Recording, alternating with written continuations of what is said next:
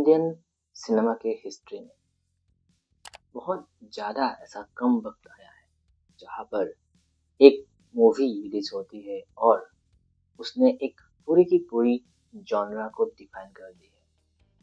पहली मूवी ऐसी थी शोले, देन बाहुबली आया जिसने जो सीक्वल वाला स्ट्रेटजी है उसको डिफाइन किया, देन एनिमल आया जिन्होंने जो एडल्ट रेटिंग वाला मूवीज हो उसको चालू किया।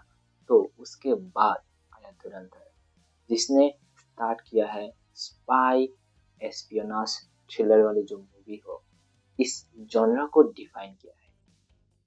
धुरंधर पार्ट 2 भी कम है नहीं क्योंकि धुरंधर पार्ट 1 एंड धुरंधर पार्ट 2 एक ही साथ में शूट किया गया था। मैं आज रिव्यू करने वाला हूँ धुरंधर पार्ट 2 की, जो मैंने कल ही देख ली थी। और इस मूवी में जो कुछ भी आप एक्सपीरियंस करेंगे वो आउट ऑफ दिस वर्ल्ड है। जो आपने एक्सपेक्ट करके रखा था धुरंधर पार्ट 1 को देख के कि ऐसा ऐसा होगा, ऐसे चीजें होंगे, तो आपकी जो एक्सपेक्टेशंस है उनको वो एक्सीड करेगा। लेकिन पहले मैं ये बता दूं कि ये मूवी सबके लिए है नहीं।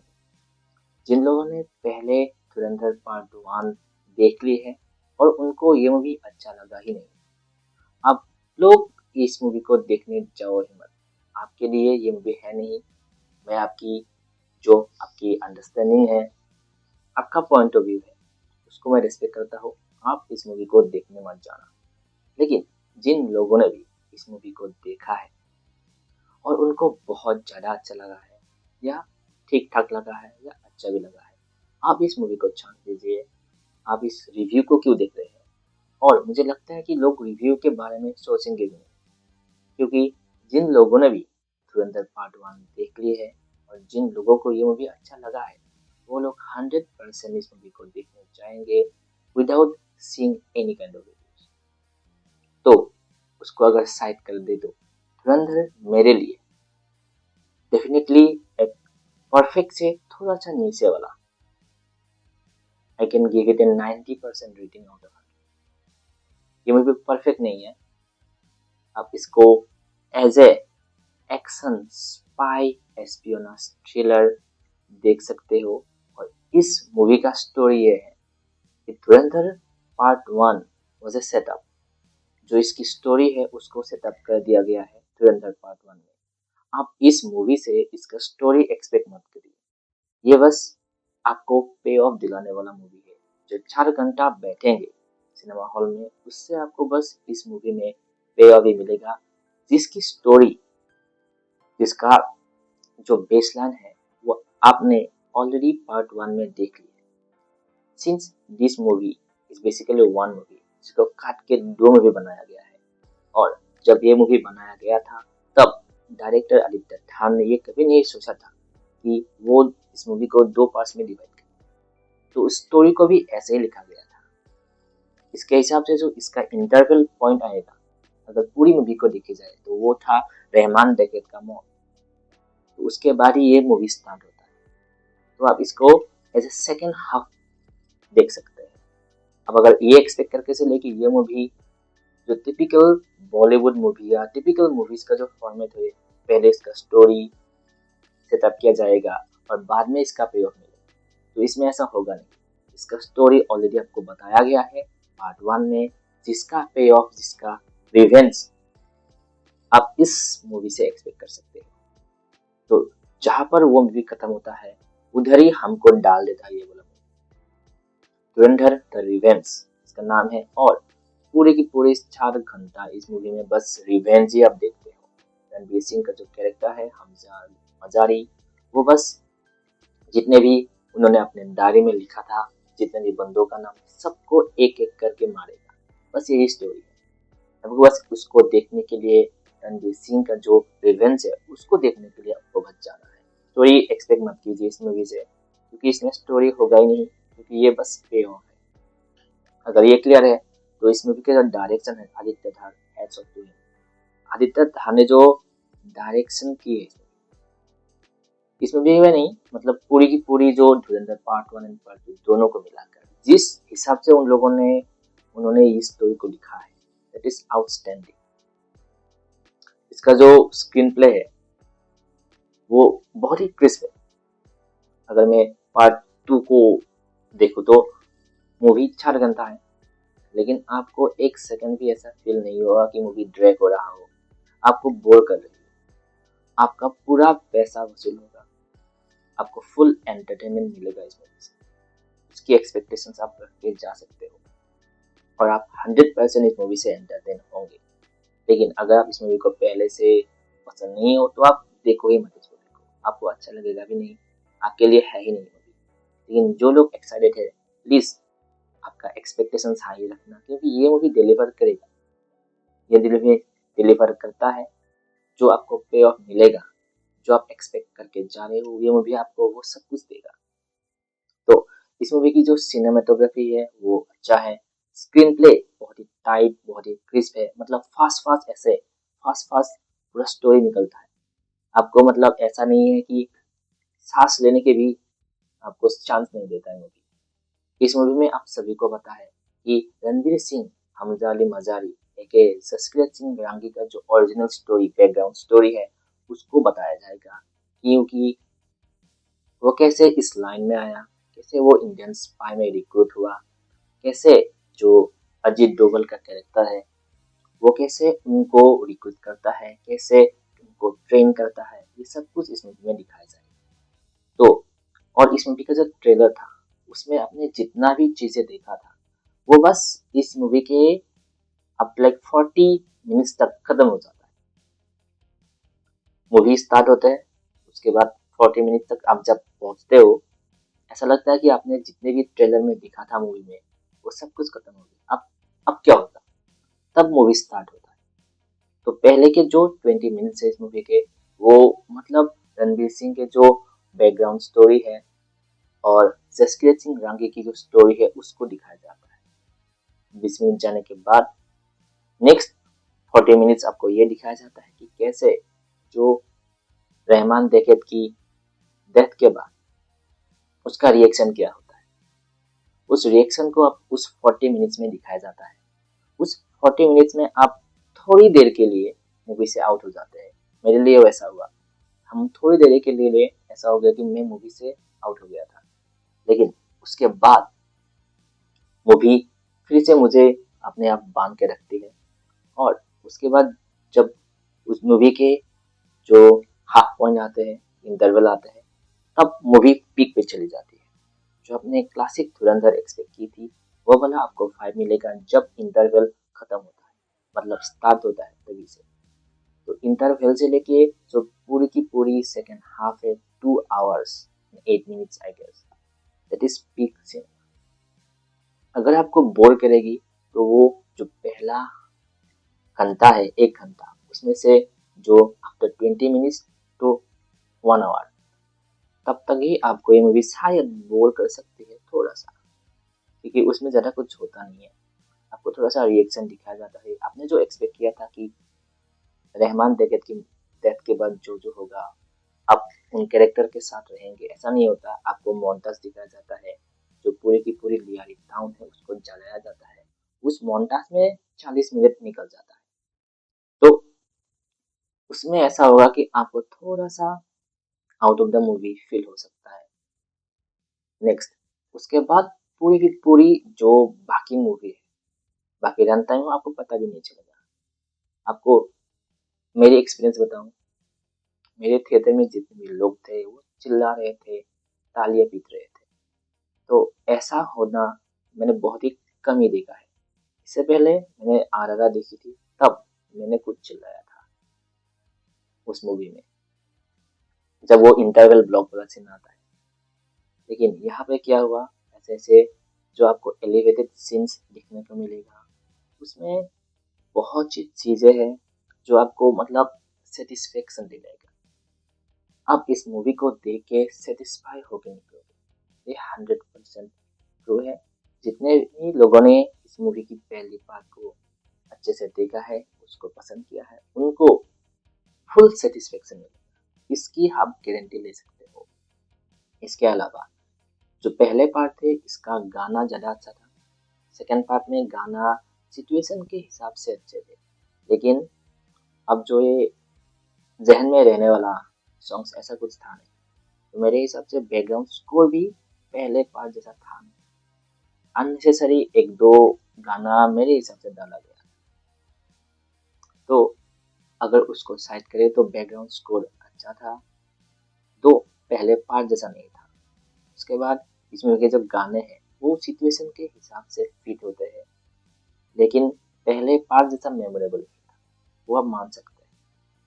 एटलीस्ट अभी तक तो मुझे ऐसा ही फीलिंग आया है। उसके बाद बैकग्राउंड स्कोर के बारे में बोल दिया, स्कोर और म्यूजिक के बारे में बोल दिया। देन डायरेक्शन आदित्य धार की तो absolutely beast, he is absolutely beast, he is definitely going to be India's one of the biggest influential director। S Rajamouli थे, उनके बाद उनका नाम आएगा ही आएगा। The way he is making this movies, पहले सबने सोचा था कि वही जो तुक्का लग गया, धुरंधर तुक्का है नहीं। अकॉर्डिंग टू हिम उन लोगों ने 16 मंथ्स इस मूवी में काम किया है, इस मूवी को स्क्रिप्ट लिखा है, जो वो खुद राइटर है इस मूवी के। तो 16 मंथ उन लोगों ने इस मूवी के ऊपर काम किया है, 1.5 साल। एंड आफ्टर दैट 1.5 साल उन लोगों ने शूटिंग की है। और इस मूवी के जितने भी मतलब सीन्स है, आपको ऐसा नहीं लगेगा कि आउट ऑफ प्लेस फील नहीं होगा। हाँ, एक या दो ही सीन है जो आउट ऑफ प्लेस फील होता है, वो क्योंकि सीबीएफसी बोर्ड ने उनको काट दिया था बीच में एक दो सीन। तो ऐसे वो जो कंटिन्यूटी है वो मेंटेन नहीं रहता, और एक दो सीन बाद में रीशूट किया गया था, वो आपको देख के ही पता चलेगा कि वो बाद में डाला गया है। अगर बाकी सारी चीजों को देखा जाए तो पूरी की पूरी मूवी में कंटिन्यूटी जो मेंटेन होती है, जो भी हो जितने भी सीन हो, सब में कंटिन्यूटी मेंटेन होगा ही होगा। आप इसका साउंड डिजाइन, साउंड मिक्सिंग, सब कुछ आप देख लीजिए, top notch. Technically it's an well made movie. इसका स्टोरी बहुत ही ग्रिपिंग, जो आपको बांध के रखे, आपको एंटरटेन करे, ऐसा फील होता है। बहुत ही क्रिस्प स्टोरी, बहुत ही स्क्रीन प्ले क्रिस्प लिखा गया है। स्टोरी तो आप जानते ही अच्छा होगा ही। तो मेरे हिसाब से टेक्निकल डिपार्टमेंट में इस मूवी को कोई हरा नहीं सकता। एक्टिंग की बात करें, रणवीर सिंह, रणवीर सिंह ने जो एक्टिंग की है भाई, पहले मूवी में अक्षय खन्ना थे और दूसरी मूवी में Ranveer Singh. Ranveer Singh is definitely, as we already know, India's one of the greatest actor आप बोल सकते हो इस जनरेशन में। Not in this like Bollywood और हमारे इंडियन सिनेमा में, एज ए होल अगर आप वर्ल्ड में जितने भी परफॉर्मर, जितने भी एक्टर एक्ट्रेस, आप सबको मिला लीजिए, इज डेफिनेटली टॉप में रहेगा ही रहेगा। उनकी आप रेंज देख लीजिए, अगर इस मूवी में आप उनके जो सीन्स है, कुछ सीन्स आप देख लेना, तो जिस तरह से उन्होंने अपनी वल्नरेबिलिटी को दिखाया है, पोर्ट्रे किया है, आप देख के दंग रह जाओगे। उसके अलावा जितने भी साइड कैरेक्टर्स है, जैसे सारा अर्जुन, उनमें भी and her this is the first Bollywood movie, लेकिन उन्होंने पहले टॉलीवुड या तमिल मूवी इंडस्ट्री में PS1 PS2 में उसका कुछ कैमियो था, मैं देखा उसको। लेकिन इस मूवी में इस तरह से उन्होंने रणवीर सिंह के साथ अपने आप को रखा है, स्टैंड आउट करते हैं। उसके अलावा और जितने भी आर माधवन है, कभी एक्टिंग आप देख लीजिए, हमेशा से अच्छा ही होता है। उसके अलावा जो जमील जमाली का कैरेक्टर प्ले किया है, Rajat Bedi, I don't know, I am sorry, I forgot his name, but उन्होंने भी अपना काम बहुत ही अच्छे से किया है। और इसके अलावा जितने भी साइड कैरेक्टर्स है, सभी ने अच्छा काम किया, बहुत ही बेहतरीन। As a whole ensemble cast के हिसाब से एक्टिंग बहुत ही अच्छा। आदित्य धार ने इस पूरी की पूरी मूवी में 7 घंटे में कंटिन्यूटी अच्छे से मेंटेन किया है। हर एक जो आपका इवेंट्स है, उसका पे ऑफ हमें मिलता है, वो एक बेहतरीन चीज है। तो ओवरऑल इस मूवी में मेरे हिसाब से ये मूवी इंडिया की one of the influential movies होगा। Obviously it defines the spy espionage thriller वाला जो जॉनरा है, उसको इस मूवी ने डिफाइन कर दिया है। इसके बाद जब भी वायरएफ, स्पाई यूनिवर्स हो, जब भी स्पाई यूनिवर्स या स्पाई मूवीज और एस्पियोनाज थ्रिलर मूवीज बाद में इन फ्यूचर निकलेगा, उसको इस मूवी से मतलब कंपेयर किया जाएगा। This is basically the gold standard of Indian cinema when it comes to spy espionage thriller genre। इस मूवी में बहुत ज्यादा गोर, बहुत ज्यादा वायलेंस है एज प्रेडिक्टेड, क्योंकि पहले मूवी में भी थे, क्योंकि जो पहली मूवी थी उसमें भी ऐसे ही बहुत ज्यादा वायलेंस थे, तो इस मूवी में भी बहुत ही ज्यादा वायलेंस दिखाया गया है। लेकिन एक चीज जो मुझे पसंद नहीं आया इस मूवी में, वो था जो इस मूवी में गालियां दिया गया है उसको बीप कर दिया गया है। सिंस आपको एक 18+ एडल्टिंग दिया गया है, मेरे हिसाब से उसको बीप नहीं करना था, जितने भी गालियां हो। तो this is for CBFC board, आप देख लेना यार। ऐसे जितने भी थिएटर में बैठे थे लोग, उनको भी पसंद नहीं आया कि भाई 18+ मूवी है, 18+ एडल्ट रेटिंग दी है आप लोगों ने, तो एटलीस्ट गालियां तो रखो। इतने ज्यादा गोर, इतना ज्यादा वायलेंस दिखाया गया है, तो उसको छोड़ते हैं। इसके अलावा I really love this movie. इस मूवी में बहुत सारे सटल हिंट्स दिया गया है, जो पाकिस्तानियों का बड़ा हिंट्स दिया गया है, आपको देख के ही पता चलेगा। एक मैं कहता हूँ, थोड़ा सा स्पॉयलर्स है। मेजर इकबाल, उनकी एक बेटी होती है एंड उसको डाउन सिंड्रोम है। हम देख लेना उसको डाउन सिंड्रोम क्यों है, वो बहुत सरल तरीके से दिखाया गया है। बताता भी नहीं कि उसको कुछ बीमारी है, बस बोल दिया जाता है उसको कुछ बीमारी है। आपको देख के पता चलता है कि it's because of the cousin marriage, जो एक बहुत ज्यादा इशू है पाकिस्तान में। तो ऐसे ही बहुत ही सटल वे से बहुत सारी चीजें इस मूवी में दिखाया गया है। और इस मूवी में 2023-24 तक का इवेंट्स को कवर किया गया है। 2009 से 2023 इसके बीच जितने भी मतलब इवेंट्स हुए थे उसको टच किया गया है। जो हम बोलते हैं अननोन मैन, उसको भी टच किया गया। उसका एक पूरा का पूरा चैप्टर है जहाँ पर बस अननोन मैन को ऐसे दिखाया गया, लोग बस जाके मार रहे हैं। पाकिस्तान में लोगों को कुछ पता नहीं है कि किसने किसको मारा है। तो ऐसे बहुत सारी चीजें दिखाया गया है।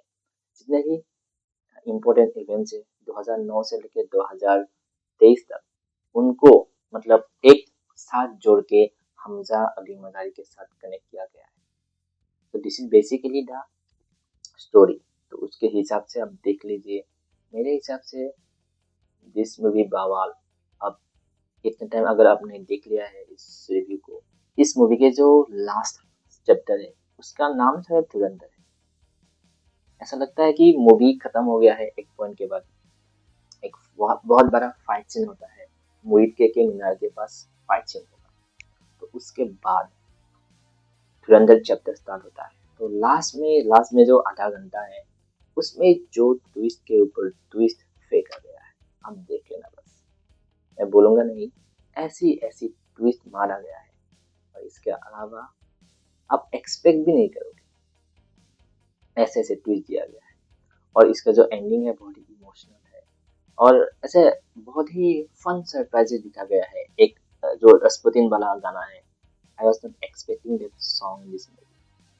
तो ऐसे ही बहुत सी चीजें हैं जो मेरे हिसाब से it's fun surprise for me.